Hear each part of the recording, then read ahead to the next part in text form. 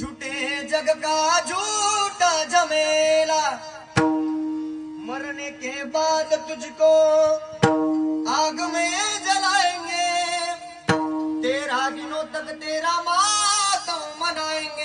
काय करणार महाराज? तुमच्यासोबत भाऊबंद येणार नाही, तुमच्यासोबत तुमची पत्नी नाही येणार. तुम्ही एवढी पत्नी पत्नी करता, पत्नी देखील तुमच्यासोबत नाही येणार, तुमचा मुलगा नाही येणार, कोणीच नाही येणार महाराज तुमच्यासोबत. फक्त काय येणार आहे तर देवाचं नामचिंतन. असं झालं का हो? एखाद्यानं देवाचं नामचिंतन केलं, ज्ञानेश्वरीचं पारायण केलं, त्या ज्ञानेश्वरीचं पारायण चोरीला गेलं, नाही होत महाराज असं. परंतु महाराज तुम्ही कमवलेली संपत्ती आहे ना, त्या संपत्तीवर एक ना एक दिवस पुन्हा कोणतरी काय करणार आहे? तिसरी गोष्ट दादा, माझ्या कीर्तनामध्ये व्यसन सोडा दादा. व्यसनाधीन झालाय महाराज पाहायला गेलं काय पूर्ण हात करून समाज. दादा एक सांगू का? व्यसन केल्यानं काय होतं?